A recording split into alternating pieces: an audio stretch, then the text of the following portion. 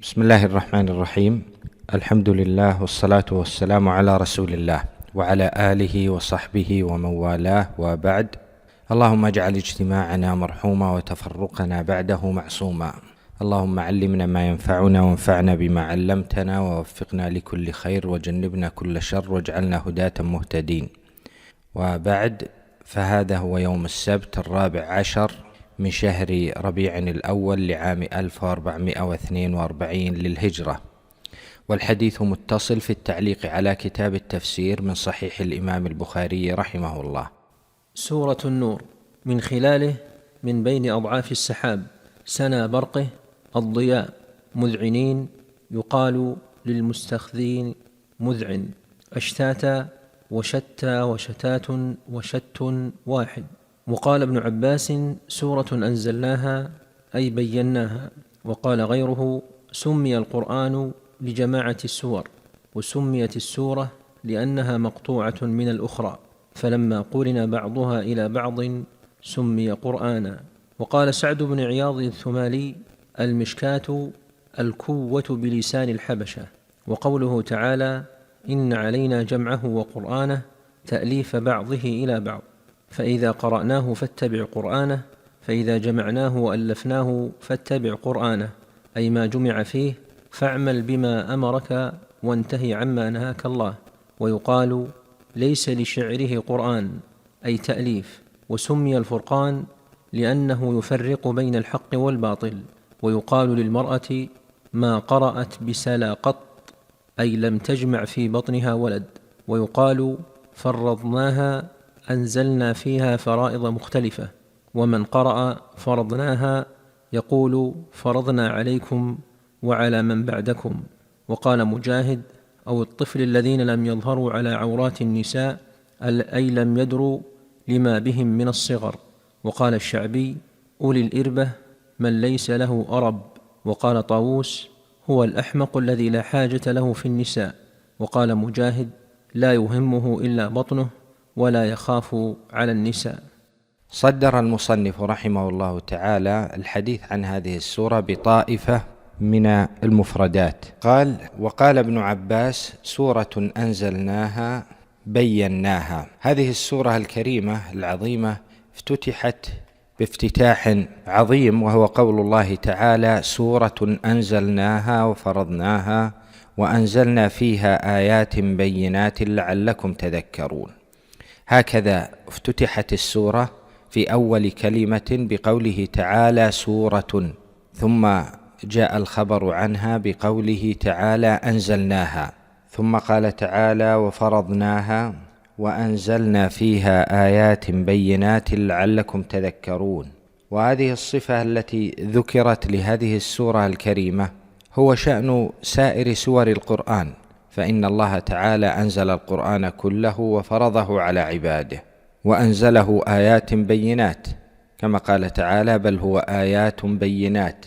ولكن التنصيص على هذا الأمر في هذه السورة يدل على مزيد العناية بها ولفت الأنظار إلى ما أنزله الله تبارك وتعالى فيها. وقوله تعالى: أنزلناها فيه إثبات العلو لله تعالى، لأن الإنزال إنما يكون من الأعلى إلى الأسفل. قال المصنف: ويقال فرضناها أنزلنا فيها فرائض مختلفة.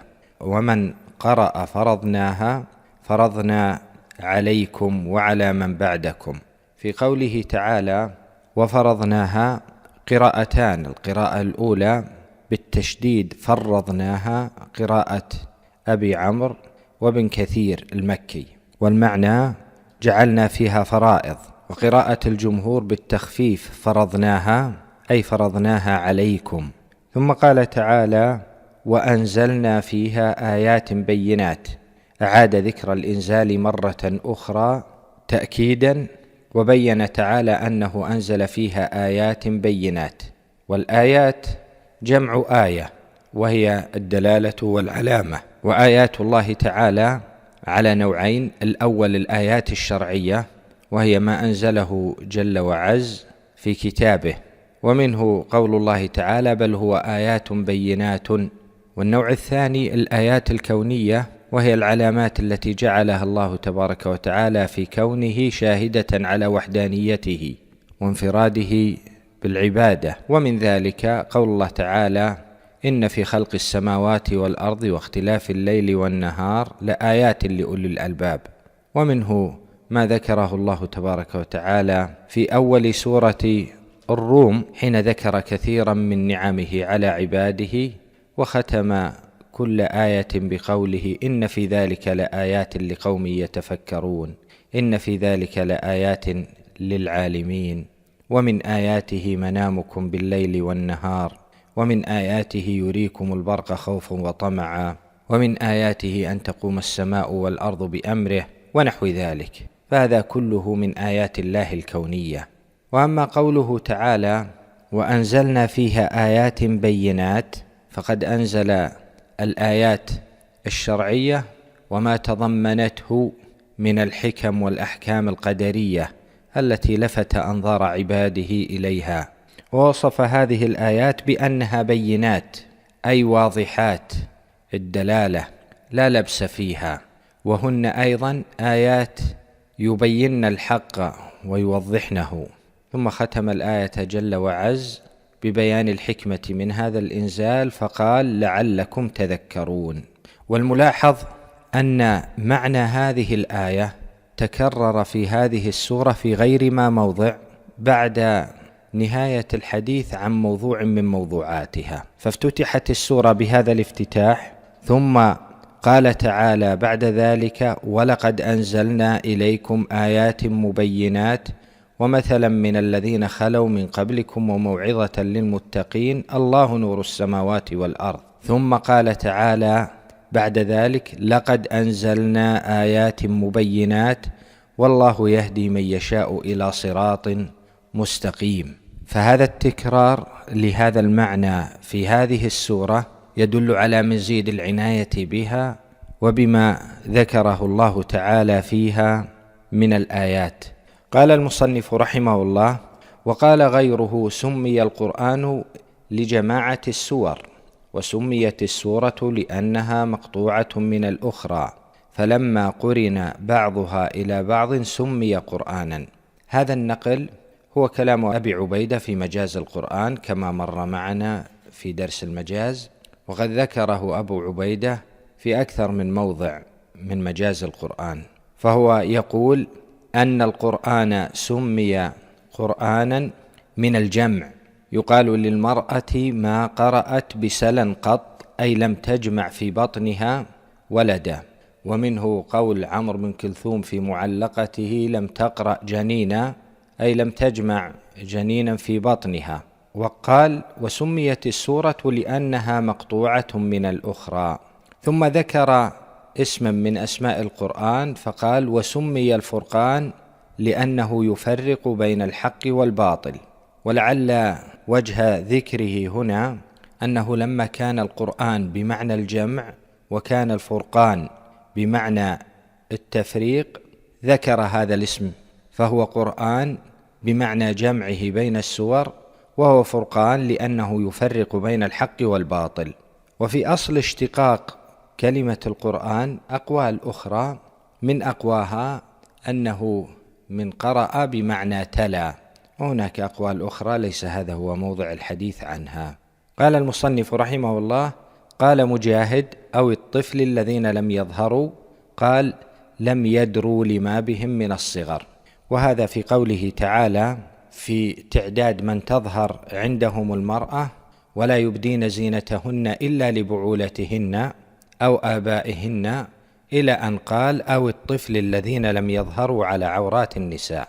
والطفل اسم جنس، والمعنى أو الأطفال، ومعنى الذين لم يظهروا يعني لم يدروا ولم يعرفوا أحوال النساء ولم يميزوا ذلك لما بهم من الصغر، فإذا قارب الحلم منع من الدخول على النساء. باب قول الله عز وجل: والذين يرمون أزواجهم ولم يكن لهم شهداء إلا أنفسهم فشهادة أحدهم 4 شهادات بالله إنه لمن الصادقين. حدثنا إسحاق حدثنا محمد بن يوسف حدثنا الأوزاعي قال: حدثنا الزهري عن سهل بن سعد أن عويمرا أتى عاصم بن عدي وكان سيد بني عجلان، فقال: كيف تقولون في رجل وجد مع امرأته رجلا، أيقتله فتقتلونه أم كيف يصنع؟ سلي رسول الله صلى الله عليه وسلم عن ذلك. فأتى عاصم النبي صلى الله عليه وسلم فقال: يا رسول الله. فكره رسول الله صلى الله عليه وسلم المسائل، فسأله عويمر فقال: إن رسول الله صلى الله عليه وسلم كره المسائل وعابها. قال عويمر: والله لا أنتهي حتى أسأل رسول الله صلى الله عليه وسلم عن ذلك. فجاء عويمر فقال: يا رسول الله، رجل وجد مع امرأته رجلا، أيقتله فتقتلونه أم كيف يصنع؟ فقال رسول الله صلى الله عليه وسلم: قد أنزل الله القرآن فيك وفي صاحبتك، فأمرهما رسول الله صلى الله عليه وسلم بالملاعنة بما سمى الله في كتابه، فلاعنها، ثم قال: يا رسول الله، إن حبستها فقد ظلمتها، فطلقها، فكانت سنة لمن كان بعدهما في المتلاعنين. ثم قال رسول الله صلى الله عليه وسلم: انظروا، فإن جاءت به أسحم أدعج العينين عظيم الأليتين خدلج الساقين فلا أحسب عويمرا إلا قد صدق عليها، وإن جاءت به أحيمر كأنه وحرة فلا أحسب عويمرا إلا قد كذب عليها. فجاءت به على النعت الذي نعت به رسول الله صلى الله عليه وسلم من تصديق عويمر، فكان بعد ينسب إلى أمه. باب والخامسة أن لعنة الله عليه إن كان من الكاذبين. حدثنا سليمان بن داود أبو الربيع حدثنا فليح عن الزهري عن سهل بن سعد أن رجلا أتى رسول الله صلى الله عليه وسلم فقال: يا رسول الله، أرأيت رجلا رأى مع امرأته رجلا، أيقتله فتقتلونه أم كيف يفعل؟ فأنزل الله فيهما ما ذكر في القرآن من التلاعن، فقال له رسول الله صلى الله عليه وسلم: قد قضي فيك وفي امرأتك. قال: فتلاعنا وأنا شاهد عند رسول الله صلى الله عليه وسلم ففارقها، فكانت سنة أن يفرق بين المتلاعنين، وكانت حاملا فأنكر حملها، وكان ابنها يدعى إليها، ثم جرت السنة في الميراث أن يرثها وترث منه ما فرض الله لها. باب ويدرأ عنها العذاب أن تشهد 4 شهادات بالله إنه لمن الكاذبين. حدثني محمد بن بشار حدثنا ابن أبي عدي عن هشام بن حسان حدثنا عكرمة عن ابن عباس أن هلال بن أمية قذف امرأته عند النبي صلى الله عليه وسلم بشريك بن سحماء، فقال النبي صلى الله عليه وسلم: البينة أو حد في ظهرك. فقال: يا رسول الله، إذا رأى أحدنا على امرأته رجلا ينطلق يلتمس البينة. فقال: يا رسول الله، إذا رأى أحدنا على امرأته رجلا ينطلق يلتمس البينة. فجعل النبي صلى الله عليه وسلم يقول: البينة وإلا حد في ظهرك. فقال هلال: والذي بعثك بالحق إني لصادق، فلينزلن الله ما يبرئ ظهري من الحد. فنزل جبريل وأنزل عليه: والذين يرمون أزواجهم، فقرأ حتى بلغ: إن كان من الصادقين. فانصرف النبي صلى الله عليه وسلم فأرسل إليها، فجاء هلال فشهد، والنبي صلى الله عليه وسلم يقول: إن الله يعلم أن أحدكما كاذب، فهل منكما تائب؟ ثم قامت فشهدت، فلما كانت عند الخامسة وقفوها وقالوا: إنها موجبة. قال ابن عباس: فتلكأت ونكصت حتى ظننا أنها ترجع، ثم قالت: لا أفضح قومي سائر اليوم، فمضت. فقال النبي صلى الله عليه وسلم: أبصروها، فإن جاءت به أكحل العينين سابغ الأليتين خدلج الساقين فهو لشريك بن سحماء، فجاءت به كذلك. فقال النبي صلى الله عليه وسلم: لولا ما مضى من كتاب الله لكان لي ولها شأن. باب قوله: والخامسة أن غضب الله عليها إن كان من الصادقين. عن ابن عمر رضي الله عنهما أن رجلا رمى امرأته فانتفى من ولدها في زمان رسول الله صلى الله عليه وسلم، فأمر بهما رسول الله صلى الله عليه وسلم فتلاعنا كما قال الله، ثم قضى بالولد للمرأة وفرق بين المتلاعنين. هذه الأبواب التي ذكرها المصنف رحمه الله وذكر فيها أحاديث قصة اللعان. وفي هذه الأبواب في الباب الأول أن الآيات نزلت في قصة عويمر العجلاني، وفي حديث ابن عباس أنها نزلت في قصة هلال بن أمية. وهنا مسألة من مسائل أصول التفسير، وهي إذا تعددت الروايات في سبب النزول.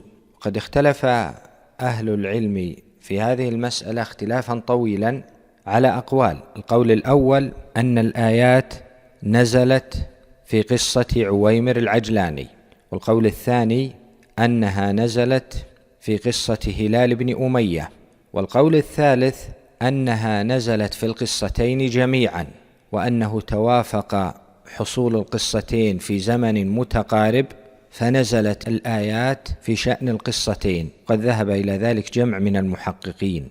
قال الخطيب: لعلهما اتفق كونهما جاء في وقت واحد.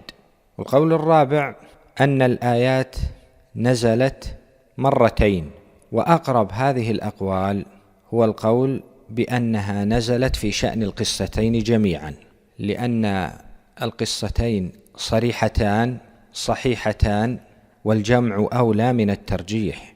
نحن من الممكن أن نعمل الترجيح فيما لو لم يكن ثمة تصريح بالنزول، أو كانت إحدى القصص صحيحة والأخرى فيها شيء من الضعف أو فيها شيء من وهم الرواة أو نحو ذلك.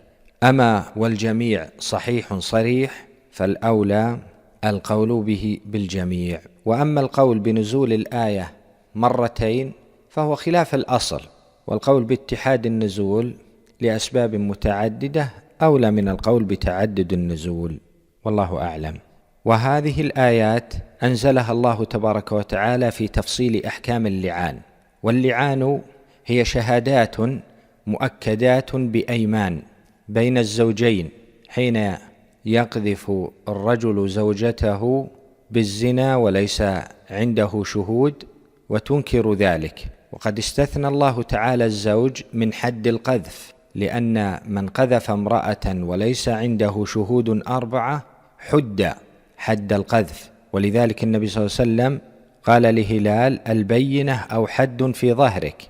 ولكن لخصوص حال الزوج وما يلحقه من الضرر في تدنيس فراشه ونسبة ولد ليس له، مع استبعاد أن يتهم زوجته وينتفي من الولد إن لم يكن صادقا، لهذه الأمور كلها جاءت مشروعية اللعان.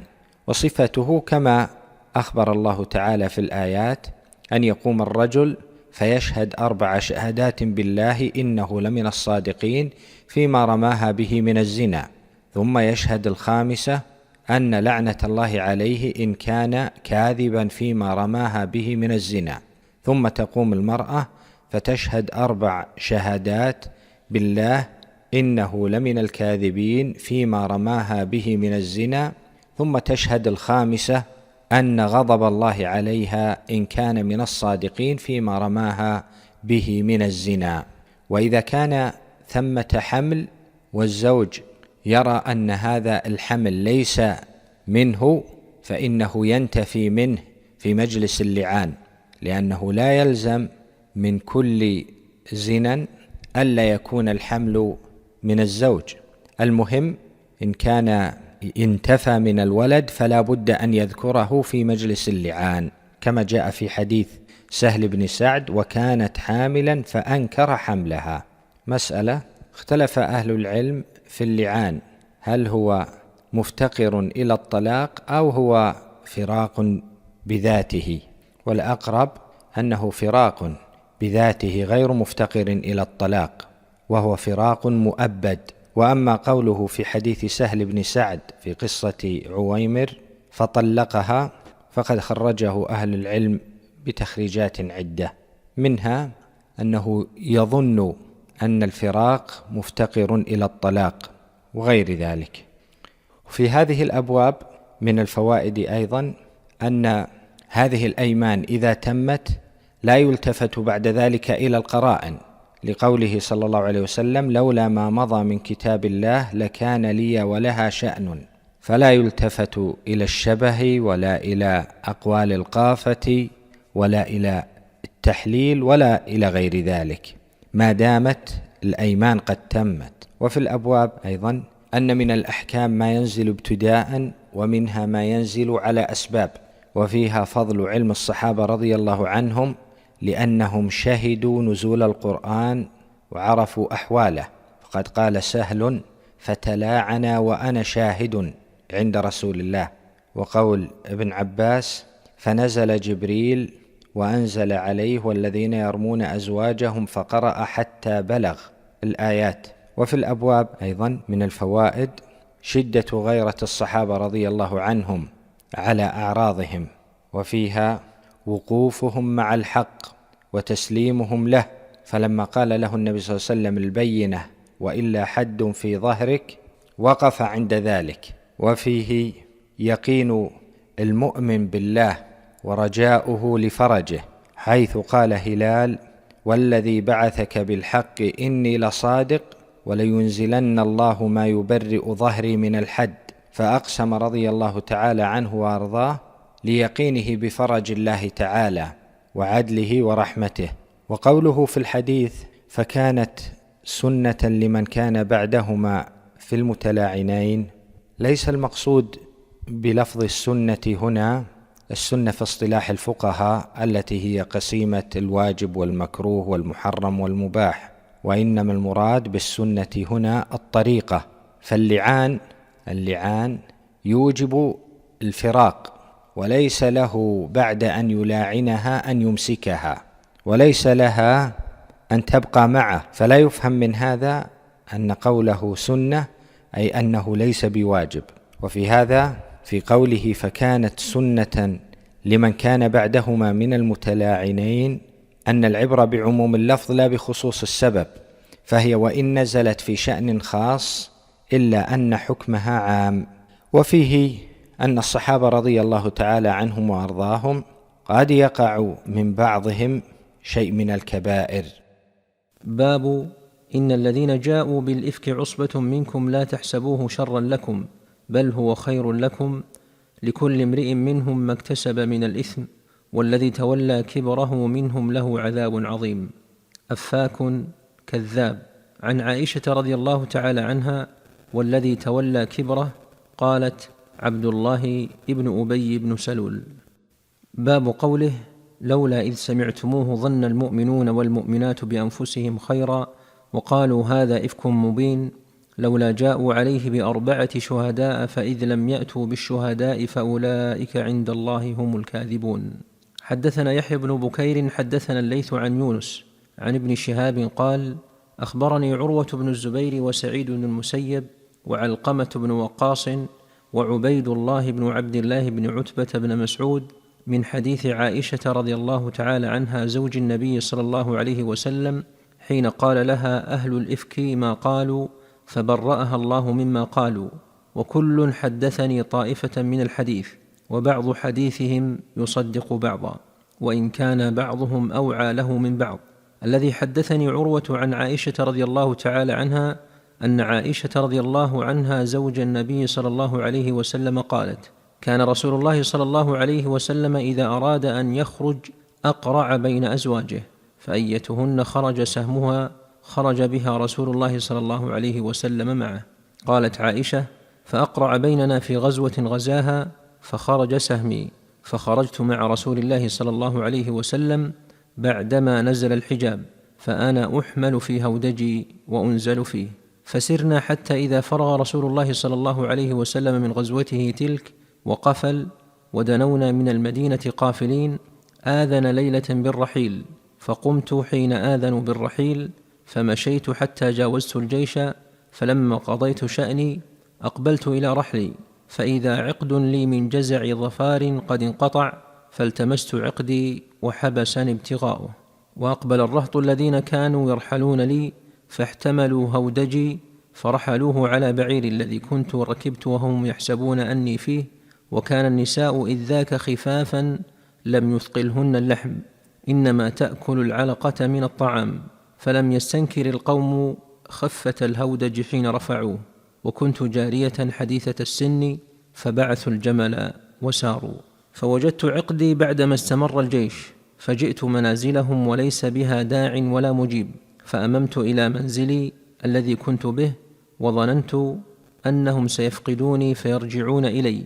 فبين أنا جالسة في منزلي غلبتني عيني فنمت، وكان صفوان بن المعطل السلمي ثم الذكواني من وراء الجيش، فأدلج فأصبح عند منزلي، فرأى سواد إنسان نائم، فأتاني فعرفني حين رآني، وكان رآني قبل الحجاب، فاستيقظت باسترجاعه حين عرفني، فخمرت وجهي بجلبابي، والله ما كلمني كلمة ولا سمعت منه كلمة غير استرجاعه، حتى أناخ راحلته فوطئ على يديها فركبتها، فانطلق يقود بي الراحلة حتى أتينا الجيش بعدما نزلوا موغرين في نحر الظهيرة، فهلك من هلك، وكان الذي تولى الإفك عبد الله ابن أبي بن سلول. فقدمنا المدينة، فاشتكيت حين قدمت شهرا، والناس يفيضون في قول أصحاب الإفك، لا أشعر بشيء من ذلك، وهو يريبني في وجعي أني لا أعرف من رسول الله صلى الله عليه وسلم اللطف الذي كنت أرى منه حين أشتكي، إنما يدخل علي رسول الله صلى الله عليه وسلم فيسلم، ثم يقول كيف تيكم، ثم ينصرف، فذاك الذي يريبني ولا أشعر بالشر، حتى خرجت بعدما نقهت. فخرجت معي أم مصطح قبل المناصع، وهو متبرزنا، وكنا لا نخرج إلا ليلا إلى ليل، وذلك قبل أن نتخذ الكنف قريبا من بيوتنا، وأمرنا أمر العرب الأول في التبرز قبل الغائط، فكنا نتأذى بالكنف أن نتخذها عند بيوتنا. فانطلقت أنا وأم مصطح، وهي ابنة أبي رهم ابن عبد مناف، وأمها بنت صخر بن عامر خالة أبي بكر الصديق رضي الله عنه، وابنها مصطح بن أثاثة. فأقبلت أنا وأم مصطح قبل بيتي وقد فرغنا من شأننا، فعثرت أم مصطح في مرطها، فقالت تعس مصطح، فقلت لها بئس ما قلت، أتسبين رجلا شهد بدرا؟ قالت أيهنتاه، أولم تسمعي ما قال؟ قالت قلت وما قال؟ فأخبرتني بقول أهل الإفك، فازددت مرضا على مرضي. فلما رجعت إلى بيتي ودخل علي رسول الله صلى الله عليه وسلم، تعني سلم ثم قال كيف تيكم؟ فقلت أتأذن لي أن آتي أبوي؟ قالت وأنا حينئذ أريد أن أستيقن الخبر من قبلهما. قالت فأذن لي رسول الله صلى الله عليه وسلم، فجئت أبوي فقلت لأمي يا أمتاه ما يتحدث الناس؟ قالت يا بنية هوني عليك، فوالله لقلما كانت امرأة قط وضيئة عند رجل يحبها ولها ضرائر إلا كثرن عليها. قالت فقلت سبحان الله، أولقد تحدث الناس بهذا؟ قالت فبكيت تلك الليلة حتى أصبحت لا يرقأ لي دمع ولا أكتحل بنوم حتى أصبحت أبكي. فدعا رسول الله صلى الله عليه وسلم علي بن أبي طالب وأسامة بن زيد رضي الله عنهما حين استلبث الوحي يستأمرهما في فراق أهله. قالت فأما أسامة بن زيد فأشار على رسول الله صلى الله عليه وسلم بالذي يعلم من براءة أهله وبالذي يعلم لهم في نفسه من الود، فقال يا رسول الله أهلك ولا نعلم إلا خيرا. وأما علي بن أبي طالب رضي الله عنه فقال يا رسول الله لم يضيق الله عليك، والنساء سواها كثير، وإن تسأل الجارية تصدقك. قالت فدعا رسول الله صلى الله عليه وسلم بريرة فقال أي بريرة هل رأيت من شيء يريبك؟ قالت بريرة لا والذي بعثك بالحق، إن رأيت عليها أمرا أغمصه عليها أكثر من أنها جارية حديثة السن تنام عن عجين أهلها فتأتي الداجن فتأكله. فقام رسول الله صلى الله عليه وسلم فاستعذر يومئذ من عبد الله بن أبي بن سلول، فقال رسول الله صلى الله عليه وسلم وهو على المنبر يا معشر المسلمين، من يعذرني من رجل قد بلغني أذاه في أهل بيتي، فوالله ما علمت على أهلي إلا خيرا، ولقد ذكروا رجلا ما علمت عليه إلا خيرا، وما كان يدخل على أهلي إلا معي. فقام سعد بن معاذ الأنصاري رضي الله عنه فقال: يا رسول الله، أنا أعذرك منه، إن كان من الأوس ضربت عنقه، وإن كان من إخواننا من الخزرج أمرتنا ففعلنا أمرك. قالت: فقام سعد بن عبادة وهو سيد الخزرج، وكان قبل ذلك رجلا صالحا، ولكن احتملته الحمية، فقال لسعد: كذبت لعمر الله، لا تقتله ولا تقدر على قتله. فقام أسيد بن حضير وهو ابن عم سعد فقال لسعد بن عبادة: كذبت لعمر الله، لنقتلنه، فإنك منافق تجادل عن المنافقين. فتثاور الحيان الأوس والخزرج حتى هموا أن يقتتلوا، ورسول الله صلى الله عليه وسلم قائم على المنبر، فلم يزل رسول الله صلى الله عليه وسلم يخفضهم حتى سكتوا وسكت. قالت: فبكيت يومي ذلك لا يرقأ لي دمع ولا أكتحل بنوم. قالت: فأصبح أبواي عندي وقد بكيت ليلتين ويوما، لا أكتحل بنوم ولا يرقأ لي دمع، يظنان أن البكاء فالق كبدي. قالت: فبينما هما جالسان عندي وأنا أبكي، فاستأذنت علي امرأة من الأنصار فأذنت لها، فجلست تبكي معي. قالت: فبينا نحن على ذلك دخل علينا رسول الله صلى الله عليه وسلم فسلم ثم جلس. قالت: ولم يجلس عندي منذ قيل ما قيل قبلها، وقد لبث شهرا لا يوحى إليه في شأني. فقالت: فتشهد رسول الله صلى الله عليه وسلم حين جلس، ثم قال: أما بعد يا عائشة، فإنه قد بلغني عنك كذا وكذا، فإن كنت بريئة فسيبرئك الله، وإن كنت ألممت بذنب فاستغفر الله وتوبي إليه، فإن العبد إذا اعترف بذنبه ثم تاب إلى الله تاب الله عليه. قالت: فلما قضى رسول الله صلى الله عليه وسلم مقالته قلص دمعي حتى ما أحس منه قطرة، فقلت لأبي: أجب رسول الله صلى الله عليه وسلم فيما قال. قال: والله ما أدري ما أقول لرسول الله صلى الله عليه وسلم. فقلت لأمي: أجيبي رسول الله صلى الله عليه وسلم. قالت: ما أدري ما أقول لرسول الله صلى الله عليه وسلم. قالت: فقلت وأنا جارية حديثة السن لا أقرأ كثيرا من القرآن: إني والله لقد علمت لقد سمعتم هذا الحديث حتى استقر في أنفسكم وصدقتم به، فلئن قلت لكم إني بريئة والله يعلم أني بريئة لا تصدقوني بذلك، ولئن اعترفت لكم بأمر والله يعلم أني منه بريئة لتصدقوني. والله ما أجد لكم مثلا إلا قول أبي يوسف قال: فصبر جميل والله المستعان على ما تصفون. أورد المصنف رحمه الله تعالى حديث عائشة الطويل في قصة الإفك، وهو حديث عظيم الشأن جليل القدر كثير الفوائد، فيه من مسائل العلم والإيمان شيئا كثيرا، وهو بيان لهذه الآيات التي أنزلها الله تعالى في سورة النور: إن الذين جاءوا بالإفك عصبة منكم. في هذا الحديث من الفوائد مقدار ما لقيه صلى الله عليه وسلم من الأذى وما مر به من المصاعب والمصائب، ويظهر هذا في هذا الذي قيل في أهله، كما يظهر في تلبث الوحي شهرا، ويظهر هذا حين قام النبي صلى الله عليه وسلم على المنبر وقال: من يعذرني في رجل بلغني أذاه في أهلي، فتثاور الحيان الأوس والخزرج حتى خفضهم رسول الله صلى الله عليه وسلم. فلقد جاء النبي صلى الله عليه وسلم يريد من يعذره في هذا الذي بلغه الأذى في أهله، فكانت العاقبة أن تثاور الحيان. وفيه ما لقيته عائشة رضي الله تعالى عنها وأرضاها في هذه الحادثة من المصاب والأذى الشديد. قد قالت في الحديث: فبكيت ليلتين ويوما لا يرقأ لي دمع ولا أكتحل بنوم. وفيه: فازددت مرضا إلى مرضي.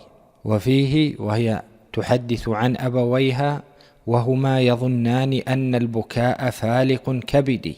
كل هذا وأنت تستحضر أنها جارية حديثة السن، ربما كان سنها 13 أو 14 وهي تمر بهذا المصاب الجلل. ولذا جاء في الصحيح عن أمها أنها قالت: لما رميت عائشة خرت مغشيا عليها. وقد جاء عند الطبراني بسند صححه ابن حجر عن ابن أبي مليكة عن عائشة رضي الله عنها قالت: لما بلغني ما تكلموا به هممت أن آتي قليبا فأطرح نفسي فيه. وفيه أيضا مقدار ما نزل بآل أبي بكر، أبو بكر الصديق وزوجه رضي الله عنهما، من المصاب والألم. وقد جاء في الحديث أن أبا بكر رضي الله تعالى عنه وأرضاه لما نزل الوحي على رسول الله صلى الله عليه وسلم كان يقول: فجعلت أنظر إلى رسول الله صلى الله عليه وسلم أخشى أن ينزل من السماء ما لا مرد له. وفي الصحيح أيضا أن عائشة رضي الله عنها لما جاءت إلى بيت أبيها تستخبر الخبر من أمها قالت: فوجدت أم رومان في السفل وأبا بكر فوق البيت يقرأ، فقالت أمي: ما جاء بك يا بنية؟ فأخبرتها، إلى أن قالت: وقد علم به أبي؟ قالت: نعم. قلت: ورسول الله صلى الله عليه وسلم؟ قالت: نعم. قالت: فاستعبرت وبكيت، فسمع أبو بكر صوتي وهو فوق البيت يقرأ، فنزل فقال لأمي: ما شأنها؟ قالت: بلغها الذي ذكر من شأنها، ففاضت عيناه. وحين نزل الوحي على رسول الله صلى الله عليه وسلم كما جاء في رواية ابن إسحاق عن عائشة قالت: وأما أبواي فما سري عن رسول الله صلى الله عليه وسلم حتى ظننت لتخرجن أنفسهما فرقا من أن يأتي من الله تحقيق ما يقول الناس. لقد مر هذا البيت الطاهر المبارك بأيام كانت أيام تمحيص وشدة وبلاء ومحنة، فهو أطهر بيت وأزكى بيت وأعظم بيت، بيت رسول الله صلى الله عليه وسلم وآل أبي بكر. يقال فيهم هذا القول الذي لا يقال في أواسط الناس، ومع ذلك يموج المجتمع شهرا كاملا، ورسول الله المؤيد بالوحي الذي يأتيه الوحي من السماء يتلبث الوحي عنه شهرا لا يوحى إليه في شأنها شيء، والناس يتحدثون وأهل النفاق يبثونه ويستوشونه ويستعذبونه ويشيعونه، ويبلغ الكرب بهذا البيت الطاهر مبلغه حتى أضحوا كما جاء في ألفاظ الحديث التي مرت معنا لحكمة أرادها الله تعالى لهم.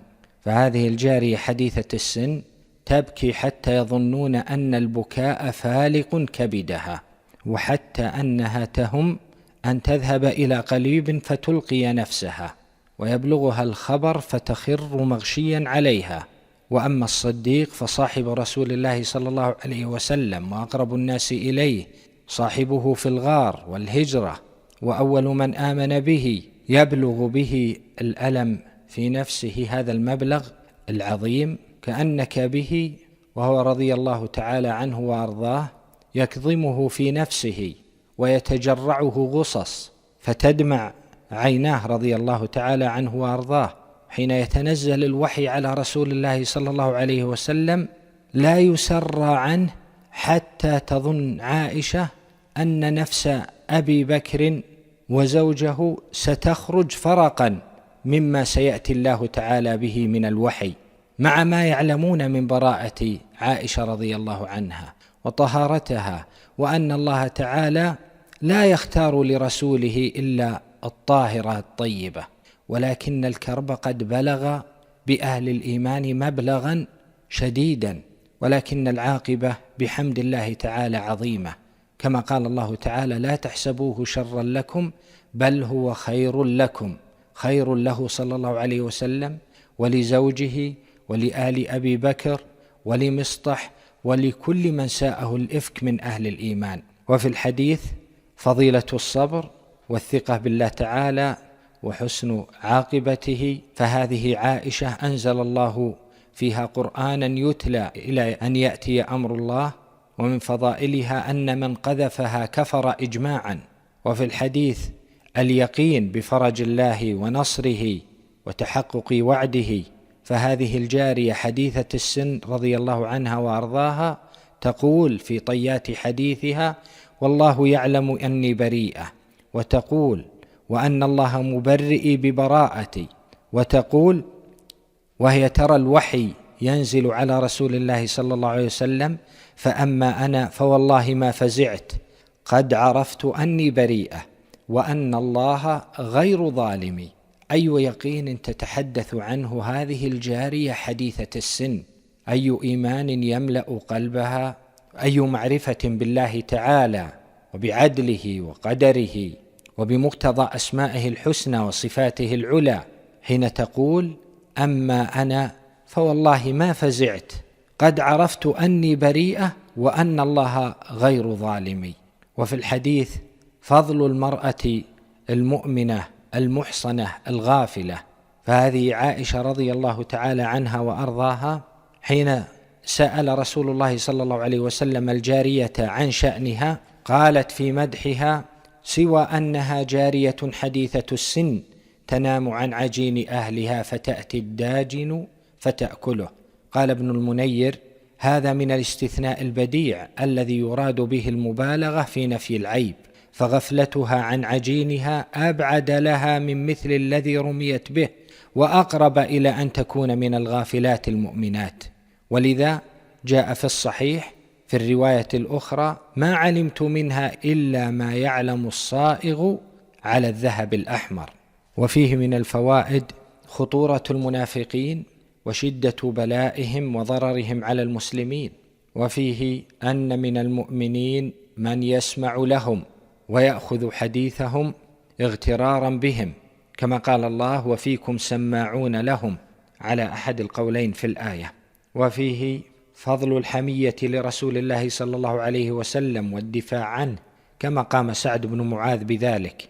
وفيه أنه لا ينبغي الحمية والدفاع عن الظالمين. وفيه الحذر من أحابيل الشيطان في تفريق المؤمنين، فهذان الحيان هما خير أهل الأرض، أصحاب رسول الله صلى الله عليه وسلم، ورسول الله قائم على المنبر وجاءهم في شأن، ومع ذلك يتثاور الحيان حتى كادوا أن يقتتلوا، بل قد بلغ الأمر بهم أنهم تواعدوا للقتال. فقد جاء عن ابن عباس قال: فقال بعضهم لبعض: موعدكم الحرة، أي خارج المدينة، ليتقاتلوا هناك. فأحابيل الشيطان وألاعيبه ووساوسه لا تنتهي، وهو يأتي كل إنسان بما يناسبه. وفيه الأمر بالاستشارة وفضلها في الوصول إلى الرأي الصائب.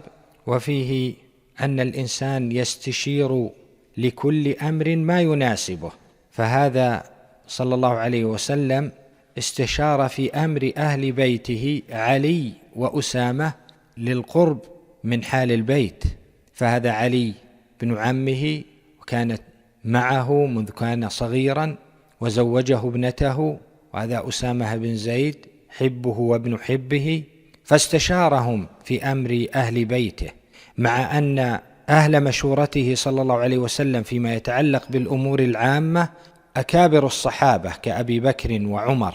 وفيه تلطف الرجل مع أهل بيته وحنوه عليهم، وأن هذا من فضائل الرجل ومن الصفات التي ينبغي أن يتصف بها. وفيه فضل الأم العاقلة اللبيبة ودورها في سياسة البيت والمنزل، فهذه أم رومان لما جاءت عائشة هونت عليها وقالت لها: يا بني هوني عليك، إلى آخر الحديث. قال ابن حجر: وفي هذا الكلام من فطنة أمها وحسن تأتيها في تربيتها ما لا مزيد عليه، فإنها علمت أن ذلك يعظم عليها، فهونت عليها الأمر بإعلامها بأنها لم تنفرد بذلك، لأن المرء يتأسى بغيره فيما يقع له، وأدمجت في ذلك ما تطيب به خاطرها من أنها فائقة في الجمال والحظوة، وذلك مما يعجب المرأة أن توصف به، إلى آخر كلامه رحمه الله. وفيه فضل الورع، فإن الله تعالى عصم زينب أم المؤمنين وعصم سائر أمهات المؤمنين من ذلك بالورع، فإنه لم يؤثر عن أحد من أمهات المؤمنين مع أنهن متجاورات في الحجرات، ومع أن المدة طالت حتى كانت شهرا، ومع ما يحصل بين الضرائر، إلا أن الله تعالى عصم أمهات المؤمنين فلم ينقل عنهن شيئا، بل حتى التي تسامي عائشة عصمها الله تعالى بالورع، ولما سئلت عن ذلك لم تشر إشارة لا قريبة ولا بعيدة ولا بإمضاء ولا بسكوت ولا بتلميح وإنما قالت: ما علمت إلا خيرا، أحمي سمعي وبصري. وفي الحديث كله دفاع الله تعالى عن عباده المؤمنين، فإن الله دافع عن نبيه صلى الله عليه وسلم وعن أمنا أم المؤمنين وعن آل أبي بكر، وأظهر الحق وأبطل الباطل. وفيه حسن الظن بالمؤمنين، لا سيما أهل الفضل. وقد جاء في الحديث أن أبا أيوب قالت له أم أيوب: أما سمعت ما يقول الناس في عائشة؟ قال: بلى، وذلك الكذب. أكنت فاعلة ذلك يا أم أيوب؟ قالت: لا والله. قال: فعائشة والله خير منك. قالت: فنزل القرآن: ولولا إذ سمعتموه ظن المؤمنون والمؤمنات بأنفسهم خيرا، الآية. وفي الحديث أن المرأة لا تخرج من بيت زوجها إلا بإذنه. وفي الحديث سفر الرجل بامرأته. وفي الحديث التأسي بالأنبياء والصالحين، كما قالت عائشة رضي الله عنها: لا أقول إلا كما قال أبو يوسف. وفي الحديث صيانة المال ولو قل، قاله ابن حجر رحمه الله. وفي الحديث أنه ينبغي للمرأة أن تصدر عن رأي زوجها، لا سيما في الأمور التي لم تجربها. فهذه عائشة رضي الله عنها حين ذهبت لقضاء الحاجة وطلب العقد دون إخبار النبي صلى الله عليه وسلم حصل ما حصل. وفيه قال ابن حجر: حسن الأدب مع الأجانب خصوصا النساء، لا سيما في الخلوة. وفيه قال ابن حجر: ملاطفة الزوجة وحسن معاشرتها، والتقصير من ذلك عند إشاعة ما يقتضي النقص وإن لم يتحقق، وفائدة ذلك أن تتفطن لتغيير الحال فتعتذر أو تعترف، انتهى. وهذا ليس فقط حين يشاع ما يقتضي النقص، وإنما حين يحصل من المرأة أي شيء من النقص أو التقصير، فإنه ينبغي للرجل أن يعالج الموضوع بحكمة، ومن ذلك أن يشعرها بشيء من عدم الرضا قبل أن يبلغ خطوات أخرى في الإصلاح من الهجر والضرب ونحو ذلك، فإن هذا من التدرج المأمور به، وهو من حسن سياسة المنزل. وينبغي للمرأة في هذه الحالة أن تبادر إلى إصلاح ما حصل من نقص. وفي الحديث أيضا تثبت أبي بكر رضي الله تعالى عنه وأرضاه، فإنه رغم ما قيل في ابنته لم ينقل عنه في هذه القصة أنه قال شيئا، إلا أنه قال: والله ما قيل لنا هذا في الجاهلية، فكيف بعد إذ أعزنا الله بالإسلام. وفيه قال ابن حجر: تدريج من وقع في مصيبة فزالت عنه لئلا يهجم على قلبه الفرح من أول وهلة فيهلكه. يؤخذ ذلك من ابتداء النبي صلى الله عليه وسلم بعد نزول الوحي ببراءة عائشة بالضحك، ثم تبشيرها، ثم إعلامها ببراءتها مجملة، ثم تلاوته الآيات على وجهها. وقد نص الحكماء على أن من اشتد عليه العطش لا يمكن من المبالغة في الري في الماء لئلا يفضي به ذلك إلى الهلكة، بل يجرع الماء قليلا قليلا، انتهى. وفيه فضل العفو والصفح، وفيه أن الجزاء من جنس العمل. وفيه قال عبد الله بن المبارك: في قوله تعالى: ألا تحبون أن يغفر الله لكم، هي أرجى آية في كتاب الله. وفيه جواز الاستشهاد بالقرآن في موضعه الصحيح، وفيه أن الفرج مع الكرب، وأن مع العسر يسرا. وفيه أن من رمى عائشة رضي الله تعالى عنها وأرضاها بما برأها الله منه فقد كفر إجماعا. قال ابن كثير: وفي سائر أمهات المؤمنين قولان أصحهما أنهن كهي. انتهى. وفيه جبر الله تعالى لقلوب عباده ولطفه بهم وعظيم رحمته وإحسانه إليهم، وأن الله تعالى يرفعهم بالبلاء درجات ويمحصهم حتى يحصنهم. وفيه وجوب التيقن في الأخبار، وأنه لا يجوز للمرء أن يشيعها إلا إذا كان عنده يقين بها. وفيه الأمر بالحجاب، كما قالت عائشة: كان يراني قبل أن ينزل الحجاب. وفي الختام أسأل الله جل وعز أن يجعل اجتماعنا اجتماعا مرحوما وتفرقنا بعده معصوما، وأن لا يجعل معنا شقيا ولا محروما، وأن يرزقنا وإياكم العلم النافع والعمل الصالح، وأن يرزقنا الإخلاص والسداد في القول والعمل. ربنا تقبل منا إنك أنت السميع العليم، وتب علينا إنك أنت التواب الرحيم، واغفر لنا ولوالدينا ولجميع المسلمين. ربنا هب لنا من لدنك رحمة إنك أنت الوهاب. ربنا هب لنا من أزواجنا وذرياتنا قرة أعين واجعلنا للمتقين إماما. اللهم إنا نسألك العافية في الدنيا والآخرة، ونعوذ بك من الفتن ما ظهر منها وما بطن. والله تعالى أعلم، وصلى الله وسلم وبارك على نبينا محمد وعلى آله وصحبه أجمعين.